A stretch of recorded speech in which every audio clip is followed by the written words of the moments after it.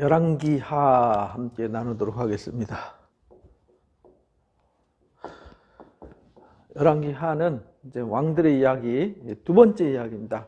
원래 열왕기상하는 한 권의 책이었는데 이게 이제 편리상 이제 분리를 해놓은 거지 다른 얘기는 아닙니다. 그래서 열왕기상 이야기는 아하방 때 갑자기 바알 신앙이 대두돼요. 바알 신앙이 여기서 이제 위기가 대두되니까 하나님께서 엘리야를 보내주셨죠. 엘리야. 이게 이제 17장 열왕기상 17장에서 22장까지 이야기입니다. 바알 하나님이 하나님이냐, 여호와 하나님이 참 하나님이냐, 이거를 이제 엘리야를 통해서 보여주시는 것이죠. 그래서 여기 열왕기상 17장부터 22장까지, 그리고 열왕기하 1장부터 2장까지 여기가 이제 엘리야 이야기가 등장합니다. 엘리야가 이제 승천하는 것으로 끝나죠. 그리고 3장부터 9장까지 여기는 엘리야한테 미션을 줬잖아요. 열왕기상에서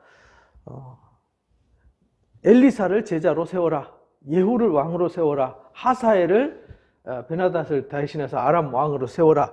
이 세 가지가 이제 이들의 바알 신앙, 금송아지 숭배 사상을 받아들인 이들을 징계하기 위한 징계의 도구로 하나님 불러 쓰셨죠. 그래서 여기 이제 엘리사 얘기가 나옵니다. 엘리야가 아니라 엘리사 3장부터 9장까지. 그리고 이제 10장부터 11장까지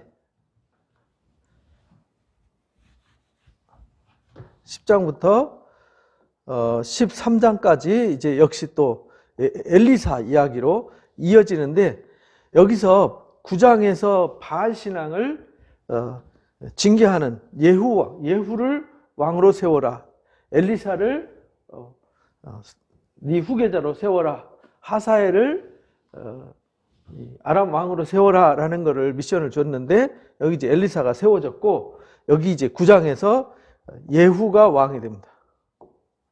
그래서 예후 왕조가 생기는 거거든요.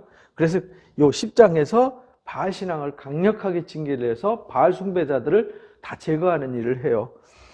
그리고는 이제 12장부터 13장까지 여기는 이제 남유다 왕국, 북이스라엘 왕국이 막 혼재되는 이야기 속에서 이 북이스라엘의 요아스 때 엘리사가 이제 죽습니다. 그리고 새로운 역사의 전환점으로 이어져 가요. 우리가 선지자들 얘기 그러면 열왕기 상하에서 우리가 이제 관점을 갖는 게 뭐냐면, 이들이 왕들의 타락으로 인해 가지고 하나님이 선지자들 보내시는데, 앞에서 바알 신앙 요때 시대에는 이들은 성경 기록이 없어요. 그래서 강력한 엘리야와 엘리사를 통해서 또 이름 없는 선지자들, 또 선지자 생도들, 이런 사람들을 등장시켜 가지고 하나님의 말씀을 선포하세요. 그리고는 이제 그 이후에는 성경을 기록한 선지자들이 등장해요. 여기는 이제 성경 기록이 없어요.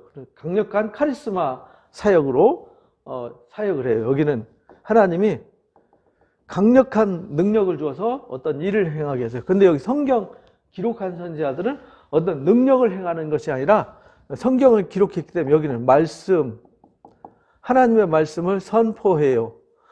근데 이 선포가 그냥 선포가 아니라 모세, 오경 또는 그 이전의 왕들에게 말했던 선지자들의 말씀을 근거로 해서 이들이 왜 징계를 당하는지, 왜 심판을 당해야 되는지, 또 그들 하나님이 어떻게 사랑하시는지를 선포하시는 선포의 말씀. 그게 이사야부터 미가남, 하박국, 스바냐까지 이야기입니다. 이렇게 된 이유는 그 당시에 이제 갑자기 여기 이제 선지자들이 등장하는 배경이 있어요. 그걸 알고 성경을 읽어야 돼요. 안에 있는 스토리는 여러분들 읽어보시면 아니까 중요한 이 선지자들 갑자기 왜 등장시키고 하나님이 왕들의 이야기를 막 길게 쓰는 것도 아니고 짧게 간단하게 쓰면서도 어떤 집중하는 곳이 있어요. 이제 열왕기상에는 여기 엘리야 선지자 때 여기 아합 왕 때죠. 그리고 열왕기하는 1장부터 9장까지 거의 이제 이 엘리사 얘기란 말이에요.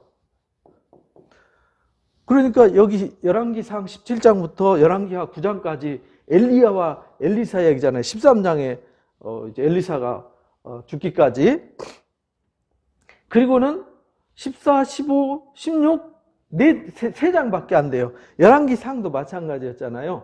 열왕기상도 12, 13, 14, 15, 16 그 간단하게 짧은 기간에 왕들 얘기가 왕창 나오듯이 여기도 마찬가지예요. 14장부터 15, 16장까지 남유다 왕국, 북이스라엘 왕국들이 와르르 쏟아져 나와요. 그리고 간단하게 얘기 나와요. 그리고는 이제 14장부터 16장까지. 그리고는 17장을 아주 중요한 이야기로 기록을 해요. 이 17장 이야기는 완전히 북이스라엘이 멸망하게 된 배경과 멸망 이야기예요. 북이스라엘이 멸망하는데 호세아 때 마지막 왕이 멸망하게 되는데 왜 멸망하는지 길게 내용을 아주 상세하게 정리를 해놨어요. 나머지 왕들의 얘기는 하나님 보시기에 합당치 않았더라, 하나님 보시기에 악을 행했더라, 뭐 역대 지략이 기록되지 않냐했더냐라는 대부분의 이야기와 간단한 사건 얘기 몇 개 기록하고 끝나요. 근데 그 모든 것을 총 정리해 준 게 17장 얘기예요.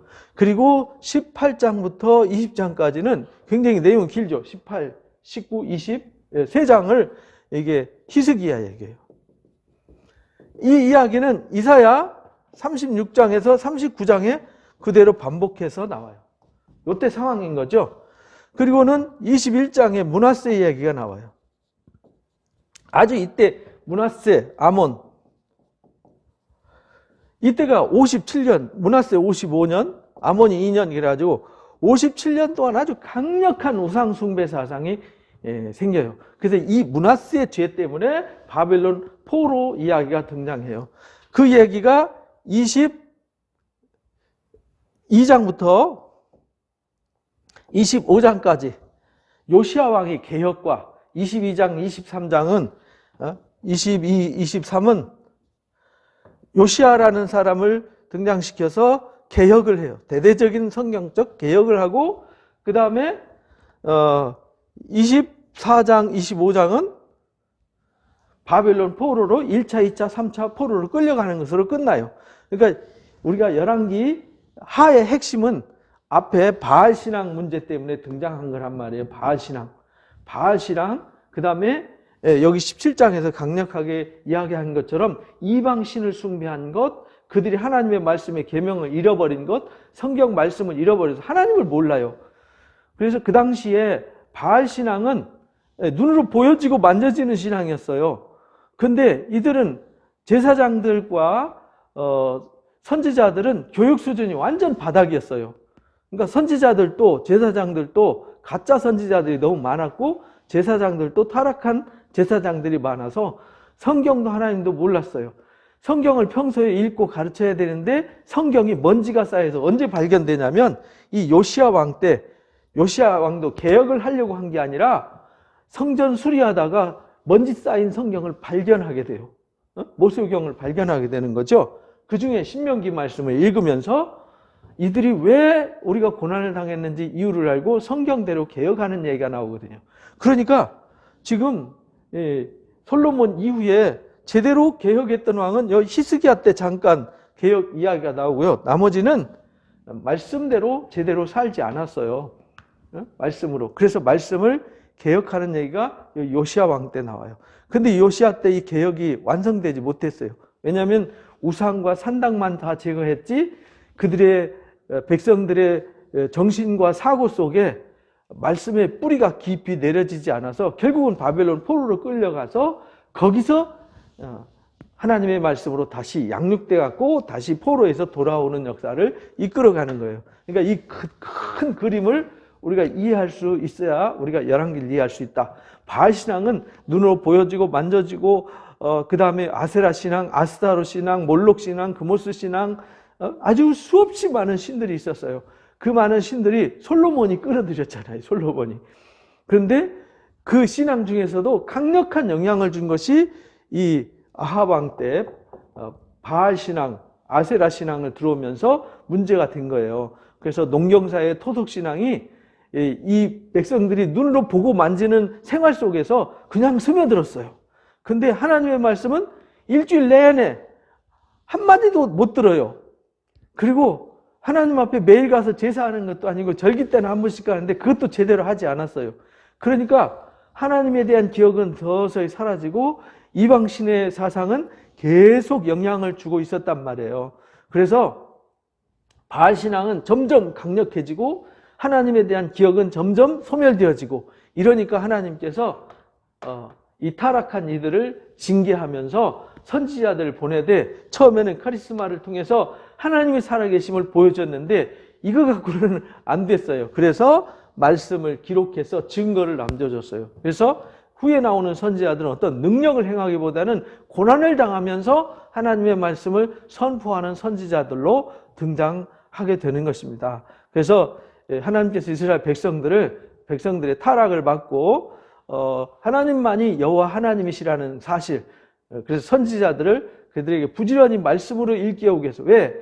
표적과 능력으로는요 백성들이 변화되지 않아요. 오늘날도 마찬가지지만 뭘로 변화가 되냐면 하나님의 말씀을 듣고 배워서 그 말씀을 지켜 행하는 거죠. 회개하고 돌아와서.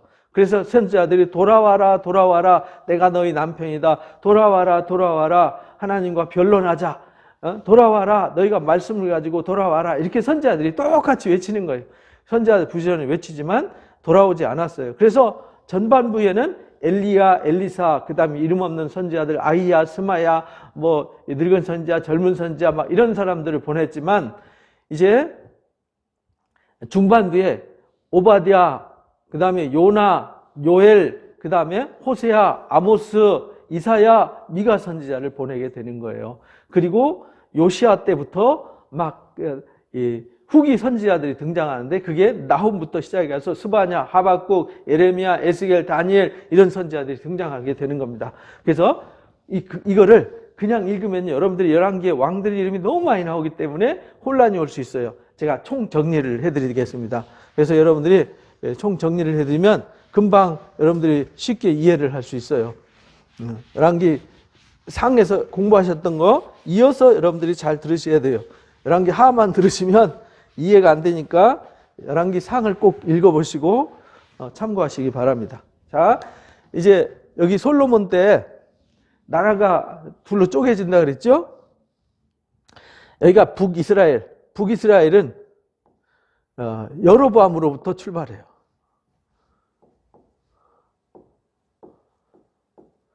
그 다음에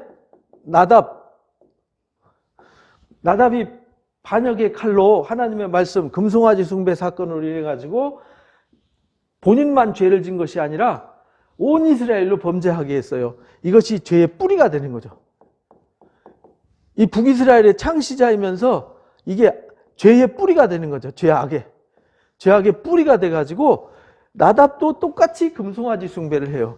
그래서 이제 바하사를 불러가지고 징계를 했는데 바하사 역시 그 아들 엘라도 함께 금송아지 숭배를 해요. 여기도 금송아지 숭배를 해요. 그래서 시므리를 통해서 징계를 해요. 역시 금송아지를 떠나지 않아요. 일주일 왕을 했지만 그리고 오므리 왕조가 등장해요. 그런데 역시 금송아지 숭배를 떠나지 않아요. 죄의 뿌리에서 떠나지 않아요. 그래서 이게 전통이 무서운 거예요. 그리고 오므리 아들 아합이 왕이 돼요. 근데 요때 여기에 역시 똑같이 금송아지 숭배 플러스 바알 신앙을 끌어들이는 거죠. 이때 이세벨이 엣바알이라고 하는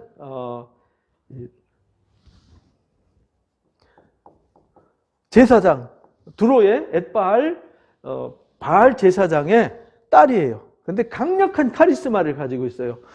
아합은 굉장히 유약한 왕이에요. 그래서 나봇의 포도원 하나 갖고 찔찔매는, 밥도 안 먹고 찔찔매니까 강제로 쳐서 뺏어서 주었죠. 그래서 이 아합이 이제 요때 이제 등장하는, 이때 긴급 메신저를 하나님 보내시는데 여기 엘리야예요. 그래서 바알 하나님이 하나님이냐 여호와 하나님이 하나님이냐를 바알 선지자 450명과 기도 대결에서 이제 그들을 다 쳐 죽이는 사건이 등장하죠. 그래서 그가 이세벨이 죽이려고 하니까 피해서 부엘세바로 갔다가 호렙산까지 가서 기도하고 하나님을 만나잖아요. 그래서 바알에 불을 꿇지 않은 7천인이 있다고 돌려보내면서 미션을 줬잖아요. 3가지 미션. 이제 하사엘로 아람 왕을 세워라. 그 다음에 예후를 북이스라엘 왕으로 세워라.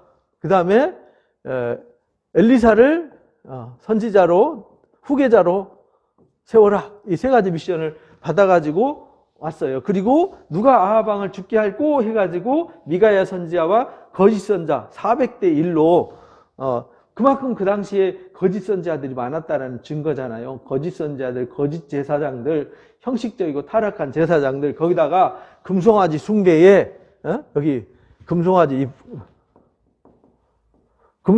숭배와 바알 신앙까지 플러스 됐으니까 거기에 하나님 말씀이 어디 있겠어요. 그때 미가야 선지자를 통해서 아합이 길랏 라못에 가서 죽게 하죠.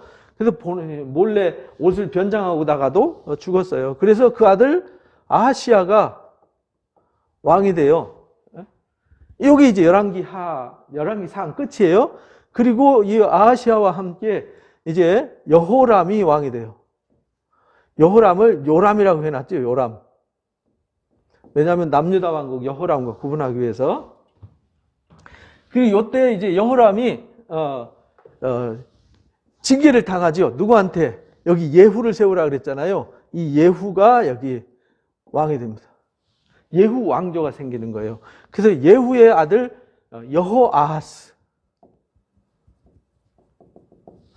여호아하스가 왕이 돼요. 그리고 여호아스의 아들 요아스가 왕이 돼요. 그리고 요아스의 아들 여기 유명한 여로보암, 여기 이름 똑같죠? 여기 여로보암, 여기는 1세, 여기는 2세예요. 여기는 1세. 가장 번성했던 여기 이제 오므리 왕조와 여기 이제 예후 왕조의 가장 번성했던 왕이 누구냐면 여기 여로보암입니다. 그리고 스가랴가 마지막 왕으로 등장하게 됩니다. 그리고 여기 이제 살룸한테 또 반역을 당해요. 왜냐하면 역시 금송아지 숭배를 떠나지 않았어요. 금송아지 숭배를 떠나지 않았어요. 그래서 하나님이 칼로 쳤어요.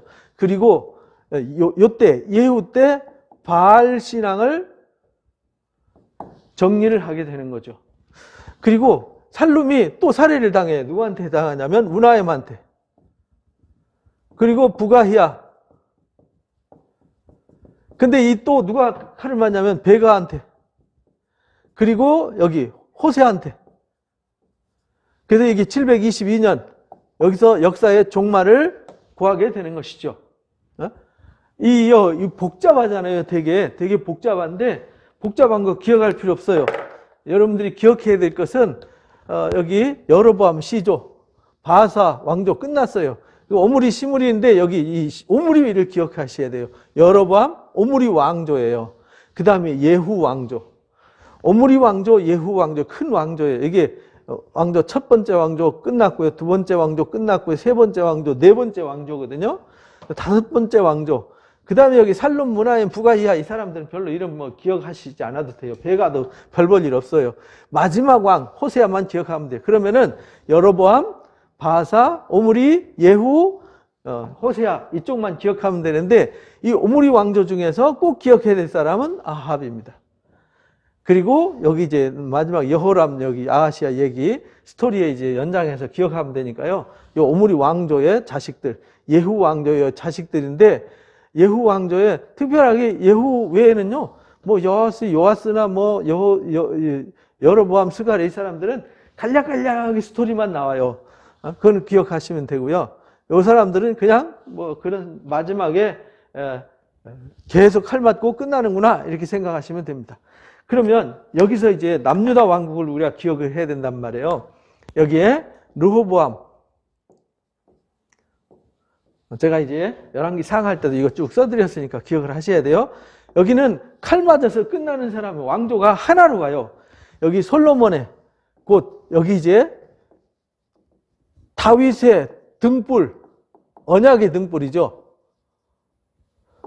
아브라함과 이삭과 야곱에게 약속했던 그 언약의 등불을 끄지 않겠다. 끄지 않으심. 끄지 않겠다는 약속을 줘서 이 다윗의 뿌리가 이쪽으로 이어가는 거예요. 이쪽은 북이스라엘 10개 지파, 여기는 유다 지파예요. 유다. 그래서 여기는 남유다 왕국, 북이스라엘 왕국 이렇게 나눠지는 거예요. 르호보암의 아들 아비암이 등장하고요. 아비암의 아들 아사가 요때 이제 대립하게 되는 거죠. 그래서 바사와 아사 앞에 바자 하나 더 붙었어요, 그죠?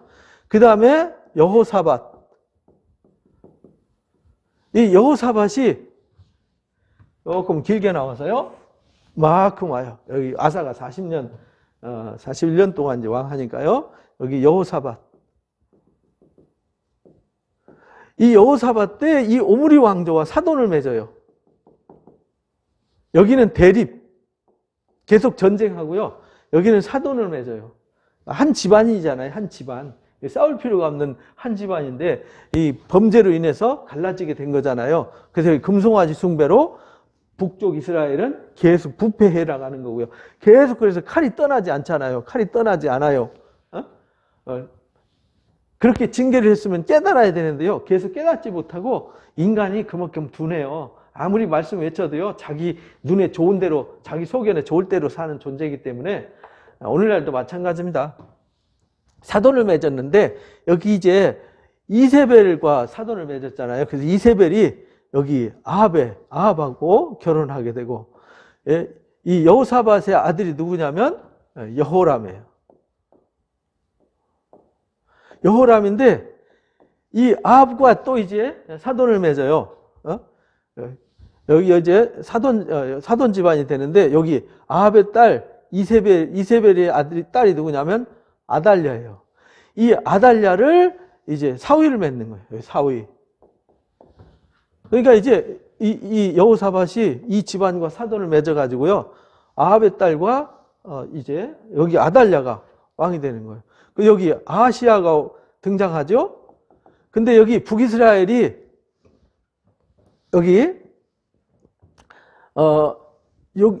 여기까지 얘기가 여기까지 여호사밧 끝나고 여호람까지 여호람 이야기 등장하는 요 앞에까지가 열왕기 상이란 말이에요. 여기서 여호람 여기 아하시아 여호람 이름이 바뀌었죠. 똑같은 이름인데 이렇게 크로스 됐어요.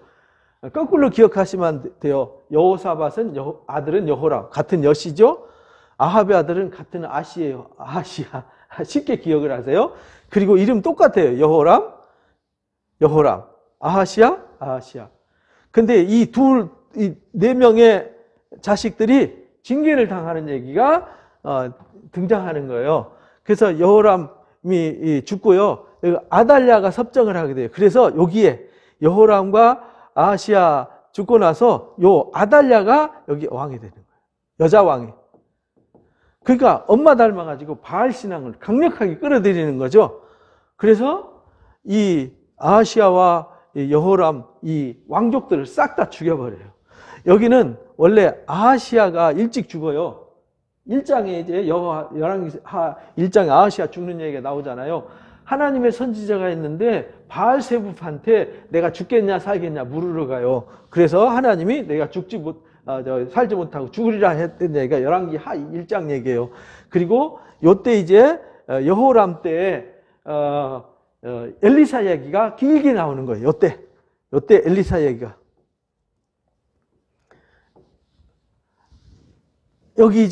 여기까지 이제 엘리사와 엘리야 얘기잖아요. 그래서 엘리야가 승천하고 2장에 열왕기하 2장에 엘리야가 승천하고 이제 엘리사가 영감을 받아가지고 사역을 해요.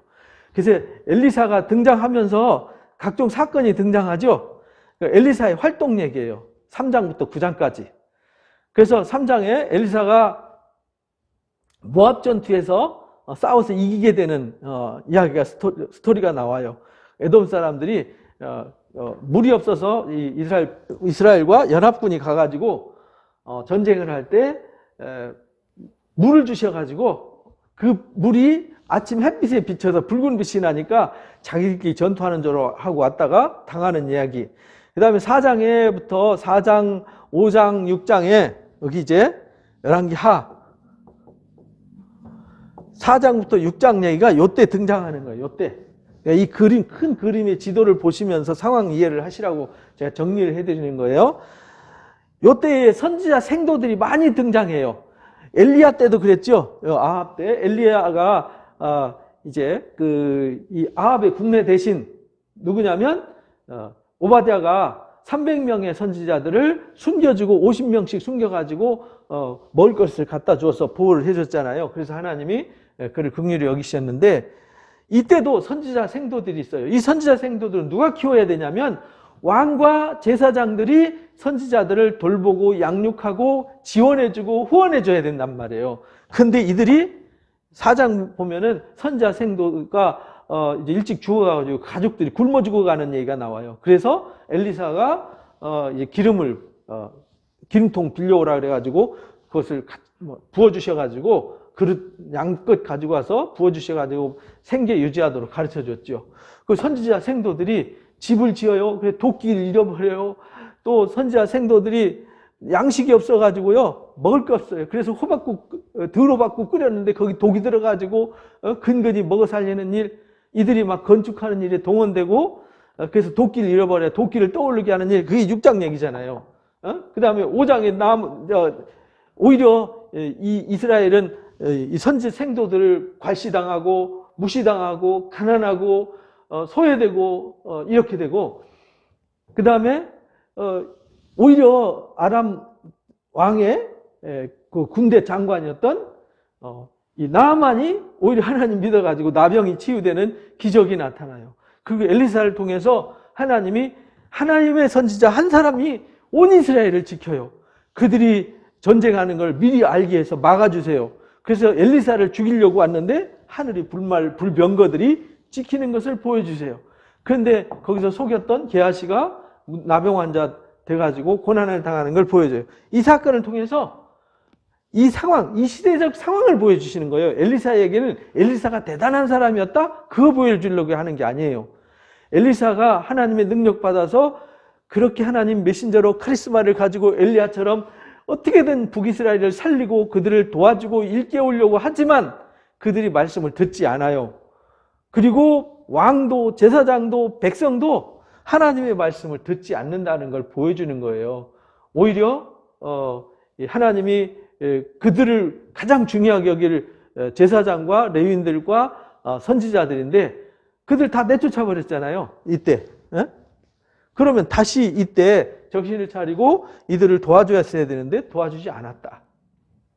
그래서 6장에 그들이 전쟁을 치러요. 전쟁을 치를 때 자식들을 막 삶아먹어요. 예루살렘 아람 왕이 와가지고요 그들을 에워쌌을 때 먹을 게 없어가지고요.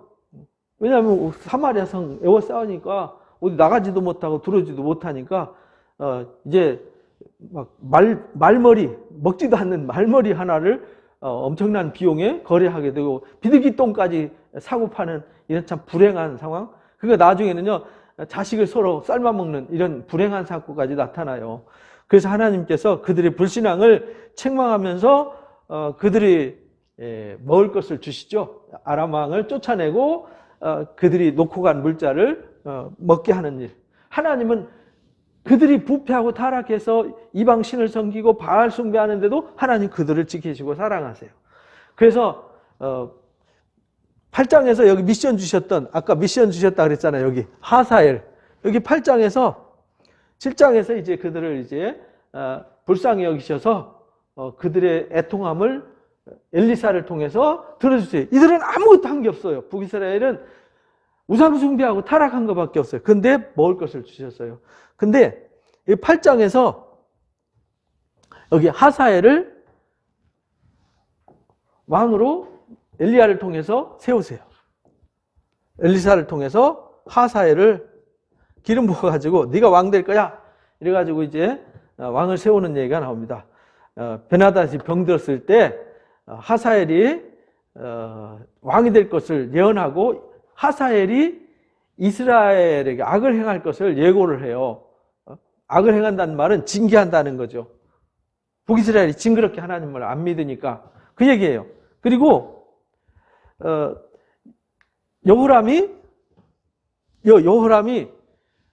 이세벨의 딸 아달랴와 결혼해가지고 여기 이제 바알 신앙을 끌어들인 얘기가 8장에 나옵니다. 그래서 그 신앙을, 이 바알 신앙을 징계하기 위해서 여기 바알 신앙, 요때 바알 신앙이 아달랴와 함께 바알 신앙이 창궐하게 되죠. 여기 아합 때부터 시작해가지고 이 사돈 맺으면서 이쪽에 바알 신앙의 위기가 오는 거예요. 그래서 이때 세 번째 미션, 여기 미션, 요때 이제 예후를 9장에 예후를 여기 이제 하사엘을 그 다음에 예후를 왕으로 세워요. 근데 예후를 왕으로 세워서 여기 반역하게 하는 거죠. 반역. 그래서 여기 반역이 칼날을 맞는 거예요. 여호람이 반역이 칼 맞아서 죽어요. 그때 요 아하시아도 칼 맞아서 죽어요. 그리고 이 아달랴도 이제 칼 맞아 죽게 되는 거죠. 그 얘기가 11장에 나오는 겁니다. 근데 이 아달랴 치기 전에 북이스라엘부터 정리해야 되잖아요. 그래서 북이스라엘에 예후 왕이 등장해가지고 바알 숭배하는 사람들을 싹 정리해요. 이게 10장 얘기예요. 10장에 요때 바알 신앙 하는 사람들을 내가 바알을 그 이전 왕들보다 더 숭배하니까 바알 숭배하는 사람들 다 나와라 하면서 예복 입혀가지고 군사 80명 풀어서 싹 다 몰살시켜버려요. 근데 예후 왕조가 잘했어요. 바알 신앙을 격리는 잘했는데 금송아지 숭배는 떠나지 않았어요. 금송아지 숭배는 떠나지 않았어요. 이게 문제가 된 거죠. 그래서 이 이후에 4대까지, 그러니까 예후까지 5대가 왕이 되는 거죠. 그래서 여호아스, 요아스, 여로보암, 스가랴까지 4대에 걸쳐서 하나님이 그들에게 은혜를 베푸세요. 바알 신앙. 하나님이 그 바알 징계 하나 했다고. 그러면서도 금송아지 숭배하잖아요. 금송아지가 하나님이라고 착하고 섬기는데도 얼마나 안타까웠으면 하나님이 엘리사를 통해서 그들을 구원해 주시고 이들의 바알 신앙 정리했다고 이들에게 은혜를 베푸시겠어요. 그래서 이 여로보암 때요 가장 번성했어요. 북이스라엘 중에서 이 많은 왕들 중에서 가장 번성했던 왕이 이 여로보암입니다. 요때에 등장하는 선지자가 있어요. 요때에 등장하는 선지자가 이제 요나 선지자가 요때 등장해요. 그 다음에 호세아, 그 다음에 아모스. 요때에 이제 선지자가 등장하는 거예요. 그래서 여러분들이 호세아서나 열왕기서 아모스서 1장에 보면은 1장 1절에 그렇게 말하죠. 아모스서 호세아서 1장에 우시야 요담 아하스 히스기야 때 왕이 된 때에 요아스의 아들 여로보암이 여로보암이 이렇게 등장해요. 그 다음에 아모스 선지자 때도 뭐라고 말하냐면 유다왕 우시야 시대에 요아스의 아들 여로보암 때에 요때에 이제 선지자들이 그래서 여기까지는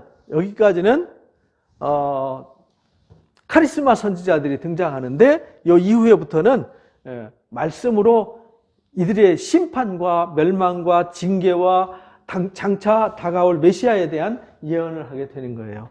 그래서 여기 아달랴를 이제 10장, 11장에서 여기 9장, 10장에 바알 숭배 다 제거했잖아요. 그 다음에 11장에서 아달랴가 여기 왕이 됐는데 이 아달랴를 징계를 해요. 그래서 아달랴가 심판받고 죽습니다. 그리고 누가 왕이 되냐면 요때 징계할 때 아하시아의 자식들을 자기 부모잖아요. 그 자식들을 싹 다 죽이는 중에 그 왕을 이 왕자를 하나 빼돌려요. 그 빼돌린 왕자가 누구냐면 요아스예요. 누가 빼돌렸냐면 여호야다라고 하는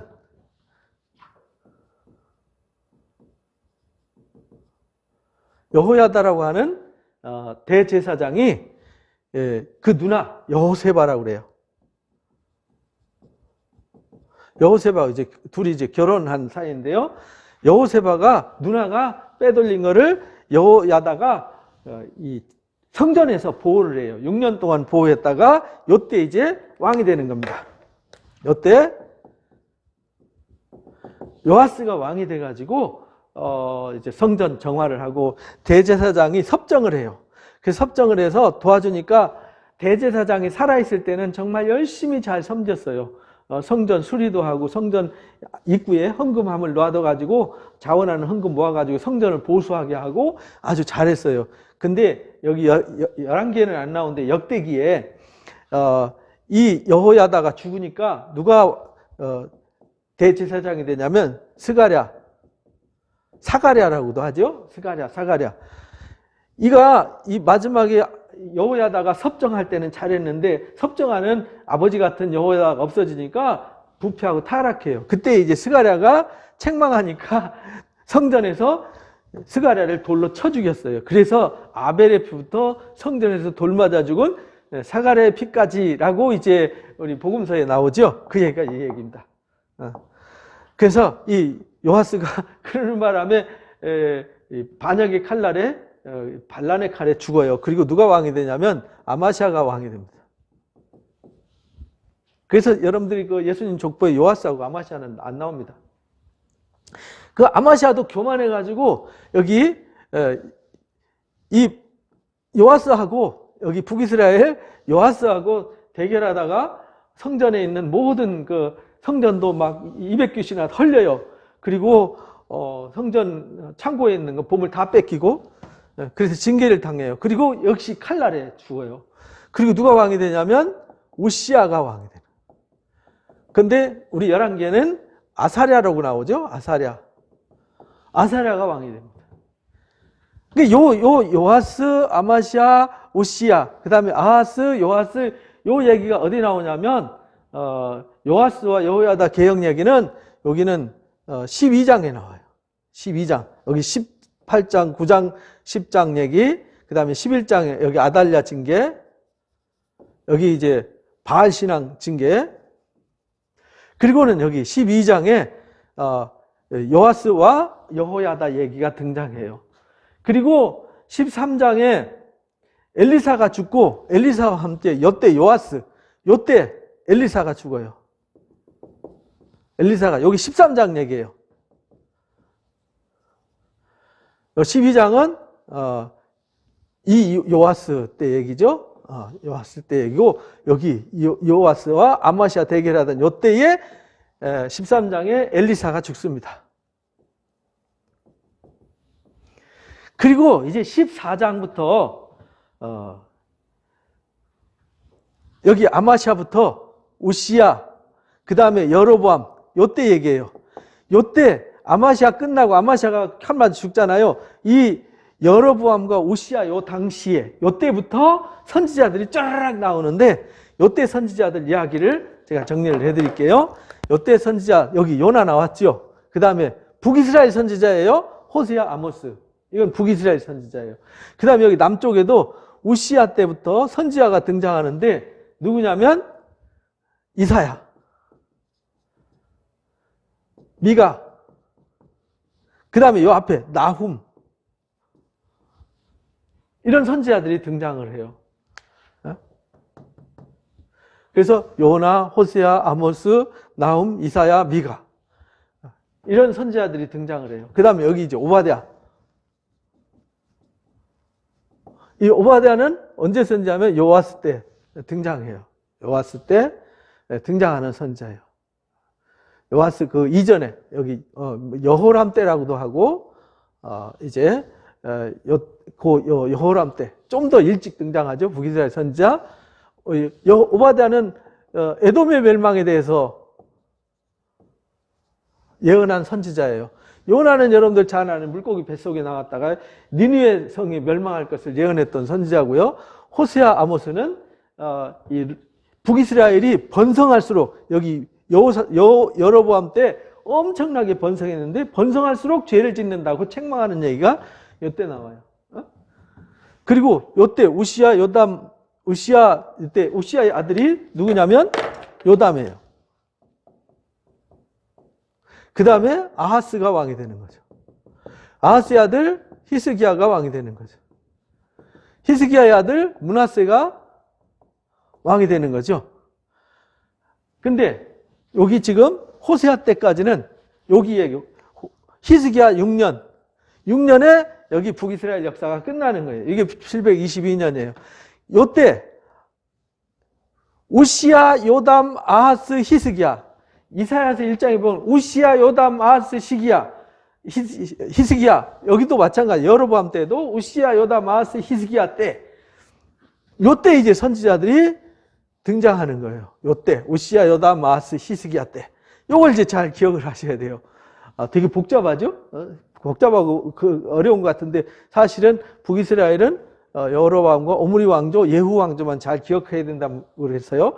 그 다음에 남유다는 르호보암이 시작했고요. 여기 아사와 여호사밧만 앞에는 기억하면 되고요. 여기 여호람, 여호사밧의 아들 사돈 맺었던 여호람, 아하시아, 북이스라엘과 이름이 같은 이름이 있는 곳. 그 다음에 여기 아달랴가 바알신앙을 끌어들였던 것. 그 다음에 요아스가 죽고 아마시아 죽고 여기 우시야부터 이제 여기는 복잡해도 이 혼란스럽구나 복잡하구나 해도 여기 여호람과 아하시아, 여호람, 아하시아, 아합 왕조, 여호사밧 왕조 여기만 이제 기억하시면 되고요. 여기 이제 우시야부터 잘 기억하시면 돼요. 우시야, 요담, 아하스, 히스기야. 여기는 요아스 때 엘리사가 죽고 여기 여로보암 2세부터 스가랴 때 북이스라엘 망하고 살름 문하임 부가히야 때 계속 반역이 일어나요. 왜? 17장에 반역의 원인을 설명하듯이. 그래서 여기 이제 14장에 아마시아와 여로보암 얘기가 나온다 그랬죠. 그래서 13장, 14장 아마시아와 여로보암, 우시아가 아니라 여로보암, 북이스라엘 얘기죠.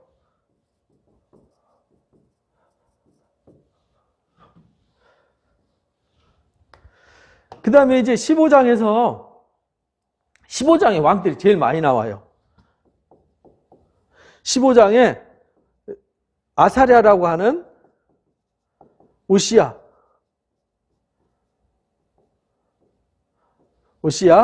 그 다음에 여기 스가랴,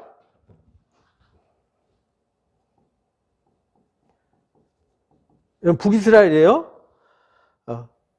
우시야, 요담 이야기까지. 여기 이제 북이스라엘 왕들이 쭉 나오죠. 우시야, 요담 얘기가 나오고요. 살룸, 문하햄, 부가히야, 북이스라엘 얘기가 나오게 됩니다. 그 다음 베가까지. 그러니까 15장에 왕들이 굉장히 많이 나와요. 그죠? 왕들이 많이 나오는데 별로 영향가 없는 사람들 얘기만 나와요. 우시야는 여기서 나병이 걸려가지고 하나님 성전에서 이제 그 제사 드릴 때 제사장이 선지자가 제사 잘못 드린다고 책망했더니 오히려 사고를 치는 바람에 나병이 걸리게 되죠. 제사장이 제사를 해야 되는데 교만해가지고 자기가 제사를 했어요. 그래서 그걸 책망했더니 이제 나병을 하나님 걸리게 해서 별궁에 거하면서 요담이 섭정을 하게 되죠. 우시야, 요담. 여기 요담. 그래서 이 우시야와 요담 시기는요. 우시야가 52년 동안 길게 통치하지만 요담과 섭정을 해요. 그래서 왕 기간이 겹쳐서 여러분 연대기 보면 좀 헷갈릴 수 있어요. 여기 연대기가 겹치는 데입니다. 그리고 여기 이제 요건 16장 얘기예요. 아하스 때 16장. 그 다음에 17장 얘기는 북이스라엘의 멸망 얘기라 그랬죠? 멸망의 원인은 제공. 그 다음에 18장부터 20장까지 히스기야 얘기했더라. 히스기야가 종교 개혁을 하고 그가 이사야 선지자 말을 들어서 아수르가 와서 그들을 징계할 때 끝까지 하나님 말씀 듣고 다 망하고 예루살렘 코딱지만한 예루살렘 하나만 남았어요. 그런데 그때에 하나님 말씀 붙들고 이사야를 통해서 주신 말씀 붙잡고 뚝심 있게 신앙을 밀어붙여서 18만 5천 명 예루살렘 포위하고 있을 때 조그마한 동네에 18만 5천이 둘러싸고 있으면요 죽은 목숨과 다름없죠. 랍사게가 와서 조롱하고 하는 얘기가 여기 이사야서 앞에서 말씀드린 대로 36장에서 39장에 이 이야기가 있어요. 이때 이야기를 이사야 선지자가 외친 그대로 얘기해요. 이들이 범죄하고 타락하지만 하나님이 이들을 하나님의 말씀을 신뢰하고 하나님의 말씀을 따르게 되면은 이들의 하나님 회복을 위해서 일한다. 그래서 40장부터 66장까지 하나님이 그들의 회복을 위해서 일하신다는 회복의 메시지가 이사야 40장부터 나오는 것입니다. 그래서 여기까지. 그 다음에 이제 문제는 21장 얘기예요. 자, 이제 앞에는 이제 지워도 되겠죠? 여기 좀 복잡하니까 이제 앞에 거 설명하려면은. 자, 이제 여기 히스기야까지 끝났어요. 히스기야. 이제 므낫세. 왜냐하면 북이스라엘은 없어졌어요. 북이스라엘은 여기서 끝났어요. 722년에. 그 므낫세 아들이 누구냐면 아몬이에요. 근데 므낫세와 아몬이 아주 가장 강력하게 타락을 해요. 타락을 해서 바알 신앙, 아세라 신앙, 몰록 신앙, 금오스 신앙, 금송아지 신앙, 완전히 모든 우상이라는 우상, 태양 수레까지, 태양 숭배까지 아주 없는 신앙, 있는 신앙 다 끌어들여 가지고요, 다 살려냈어요. 그래가지고 여기 이때가 가장 우상 숭배 절정기, 남유다의 절정기에 이르렀어요. 여기 히스기야가 이미 개혁을 했는데 히스기야가 이제 아주 원리적으로 하나님 말씀만 붙잡고 사니까 므낫세는 그게 반감이 심했어요. 근데 히스기야가 이때 하나님이 아수르로부터 구원해 줬잖아요. 그때에 병들어서 죽을 때 하나님 앞에 면벽하고 기도할 때 생명을 15년 연장받았거든요. 15년 해가 10도로 물러가는 기적을 보여주시면서 증거를 줘서 15년 동안 연장을 주셨는데 이때에 히스기야가 사고를 치는 거예요. 그때에 바벨론의 사절단이 와가지고 이제 문안 오니까 왕궁 창고와 군기고와 아주 모든 걸 다 열어가지고 자기 나라의 모든 비밀을 다 공개해 준 거예요. 그래서 바벨론 포로의 비밀을 제공하는 아주 이 히스기야가 15년 더 살아가지고요 엄청 손해를 봤어요. 그러니까 오래 산다고 좋은 건 아닌 것 같아요. 그리고 그때 낳은 자식이 누구냐? 므낫세예요. 그러니까 15년 연장 받아가지고 바벨론 포로, 바벨론한테 적국한테 정보를 제공해주고 이 아주 못났세, 제가 므낫세를 못났어 해서 못났세라고 그래요. 못난 아들 낳아가지고 아주 안 좋은 결과를 남겨놓고 갔어요. 그래서 이때가 이 55년, 이게 2년, 그래서 57년이라는 세월 동안 아주 강력하게 우상의 문화를 뿌리를 심었어요. 그리고 죽고 나니까 누가 왕이 되냐면 요시아가 왕이 되는데 이 요시아가 8살에 왕이 돼요. 8살에. 아주 어린 나이에 왕이 됐죠. 근데 이 어린 나이에 왕이 됐는데 31년간 통치를 하거든요. 39살까지 일찍 죽어요. 아주 개혁적인 왕인데 근데 13년 그러니까 왕이 된 지 18년째 되는 해 왕이 된 지 18년이니까 8살에 왕 됐으니까 26살이죠. 26세 때 성전 청소하다가, 성전 정리하다가 하나님 보시 정직했다. 그런데 하나님 보시 정직하게 열심히 살았는데 성경은 몰랐어요. 그래서 이 아버지 조상들의 전통을 따라서 열심히 이들보다는 나았어요. 이들보다는 나았는데 뭐가 옳은지 그른지 몰랐지요. 근데 통치하다 성전에서 성경을 발견하게 돼요. 그때까지 성경을 읽지도 않고 가르치지 않았다는 얘기잖아요. 특히 57년 동안에 성경 성자도 모르고 아예 제사장들이고 뭐고 성경에 대해서 아주 깜깜한 한 세대 동안에 하나님이 다 기억이 지워져 버린 거예요. 온 백성들 가슴 속에 삶 속에 우상 숭배로 다 뿌리를 내린 거죠. 완전히 물들어 버린 거예요. 하나님이 없는 세상이 돼 버린 거예요. 사사시대처럼. 근데 요시야가 하나님을 기억하고 그들의 신앙을 다시 개혁을 하게 되는 거죠. 전통을 의지해서 열심히 잘한다고 했는데 서기관 사반이 이제 대제사장 힐기야가 성전에서 발견한 성경을 와서 읽어줬어요. 이 사반이 서기관이 성경을 읽어줬더니 막 옷을 찢으면서 개혁을 하는 거죠. 아, 우리가 하나님 말씀을 떠나서 이렇게 됐구나.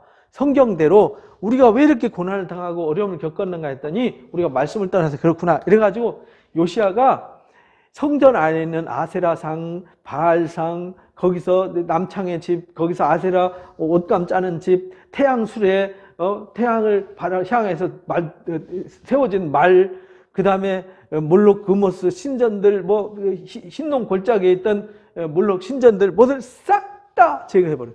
근데 예루살렘뿐만 아니라 전국에 돌아다니면서 모든 산당들, 모든 우상 숭배 처소를 싹 다 제거해버려요. 그리고 북이스라엘의 근원이었던 금송아지 숭배했던 그 제단을 헐어버리고 여로보암의 그 뼈를 불살라버려서 가루를 만들어버리는 이야기가 등장해요. 그것이 열왕기상 13장 얘기인데 열왕기하 13장에 요시야라는 왕이 일어나서 젊은 선지자가 이렇게 할 거라고 예언했는데 그 말씀이 요시야 때 진짜 이루어졌어요. 그래서 개혁을 하죠. 근데 개혁을 하고 이때에 등장하는 이때 므낫세 때에 이사야 선지자가 순교했다 이렇게 알려져 있어요. 그리고 이때부터 전환점이 생기는 거예요. 이때부터 바벨론이 등장하는 거예요. 이때 이제 아수르가 무너지잖아요. 이 아수르가 무너지는 아수르 징벌 얘기가 누구냐면 여기 나훔 어디 있어? 여기 나훔이죠. 나훔, 이사야, 미가라고 그랬잖아요. 하나, 둘, 셋, 넷, 다섯, 여섯, 7개의 선지자가 등장하잖아요. 그리고 요때에 바벨론이 등장하고 여기 나훔이 예언한 대로 북이스라엘이 사라져 버려요. 사네립이 갔다가 아들한테 죽고요. 그 다음에 이제 살만에셀과 에산하돈 때 북이스라엘이 완전히 망하고 아수르가 나중에 바벨론한테 무너져요. 그래서 바벨론이 막 일어나고 아수르가 무너지는 그 시점에 요때 등장한 왕이 있는데 누구냐면 바로 느고라고 하는 존재예요. 애굽의 바로 느고가 아수르가 무너져 내리고 바벨론이 막 일어나는 거 보니까 이제 이스라엘 이렇게 생겼잖아요. 이쪽 메소포타미아와 여기 이집트 요 양대 문명인데 여기 애굽이 가만히 보니까 얘네들 패권 잡으러 이쪽으로 내려오잖아요. 그럼 자기들이 위험해지잖아요. 그러니까 이쪽 올라가서 바벨론을 물리치고 아수르가 쓰러져 갈 때 아수르를 잡아먹고 자기들이 이 이스라엘 메소포타미아와 이집트 문명의 패권을 잡아야 되겠다 해가지고 여기로 가는 중이었는데 여기 가는 길목이 무깃도예요. 여기 무깃도 전투에서 요시야가 39살에 죽게 되는 겁니다. 근데 역대기에는 뭐라고 써 있냐면 바로 누구를 통해서 요시야를 막았어요. 그런데 듣지 않았어요. 왜냐하면 너무 개혁을 많이 하다 보니까 자기에 취해가지고요. 또 개혁 마지막에 죽게 되는 사건이 생겨요. 이렇게 해서 요시야 왕이 죽으니까 바로 누구가 여기 올라가면서 바벨론이 막 커올라올 때예요. 여기서 이제 갈그미스 전투에서 나중에 이 바로 누구가 패하고 그때부터 약소국이 되어버리는 거예요. 에스겔 선지자 말대로. 근데 이 누구가 여기 이제 요시야 아들 여호아하스를 이 요시아가 이후에 여호아하스가 왕이 됐는데 여호아하스 아들에게 세 아들이 있어요.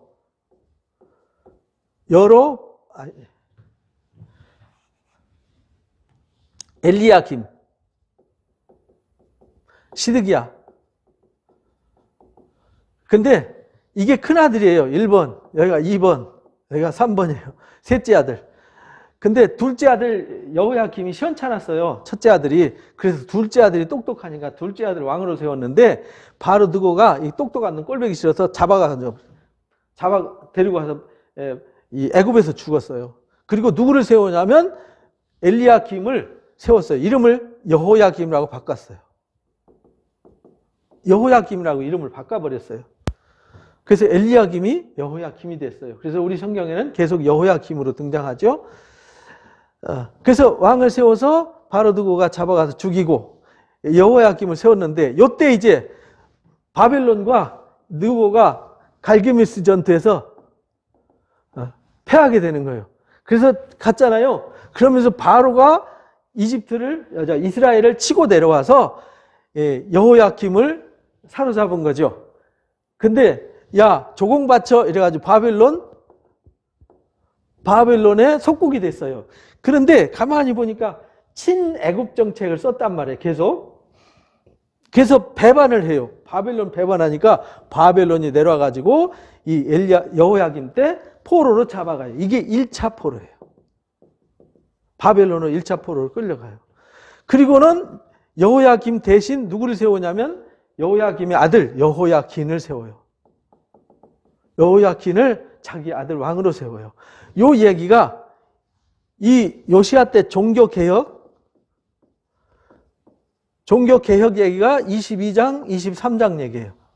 그리고 23장 말미부터 해서 24장에 이 여호야김이 포로로 잡혀가고 여호야긴이 세워졌는데 이 3개월밖에 왕을 못해요. 그리고 3개월 만에 포로로 잡혀가. 이게 2차 포로예요. 여호야김이 여기 와가지고 정복당할 때 요때가 언제냐면 여기 1차 포로 복잡하니까 밑에 다시 쓸게요. 여호야김 여기 1차 때 BC 605년 2차 때 여기 여호야김 때 잡혀갈 때는 597년이에요. 그리고 3차 포로로 잡혀갈 때는 586년이에요. 적은 안 놓고 시작할게요. 자, 그래서 여호야김이 2차 포로로 잡혀가요. 여기 이제 바벨론이 속국이 됐고 나중에 잡혀가서 죽게 됐죠. 그리고 597년에 2차 포로로 잡혀갈 때 요 1차 포로 때 잡혀간 사람이 다니엘이에요. 요 2차 포로 때 잡혀간 사람이 에스겔이에요. 그래서 이 에스겔과 다니엘이 요때 등장하는 거예요. 그래서 이 요시야 왕 때 등장하는 선지자들이 있는데 요때 요시야 왕 때 임박한 이 바벨론 요시야 요때 임박한 하나님의 진노를 외치는 선지자가 누구냐면 스바냐예요.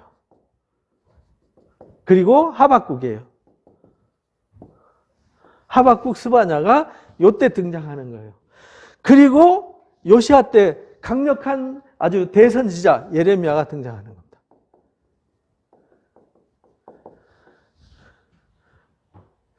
그리고 이제 여기 2차 포로 여호야김 때 그 다음에 여기 여호야김이 죽고 여호야긴이 1차, 2차 포로 잡혀가고 이제 바벨론이 시드기야를 왕으로 세운 거예요. 근데 이 시드기야가 또 반역을 해요. 애굽한테 붙어갖고.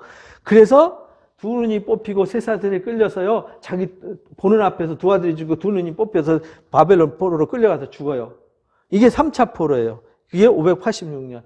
그리고 그때 예루살렘을 싹 돌 하나 앉지 않고 다 무너뜨리고 그 다음에 예루살렘 성에 있는 모든 가옥들 모든 것을 다 불태워서 아주 초토화를 시켜버려요.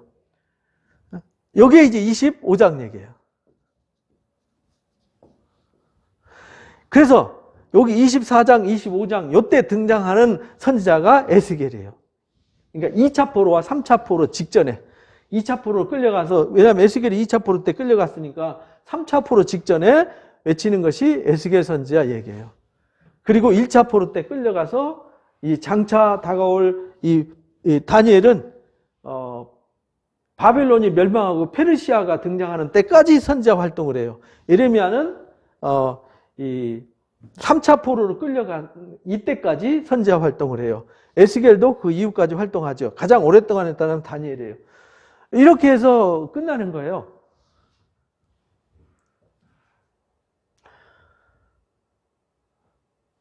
그래서 이 선지자들 얘기를 우리가 잘 기억해야 되는 거죠. 하박국, 스바냐, 예레미야, 에스겔, 다니엘.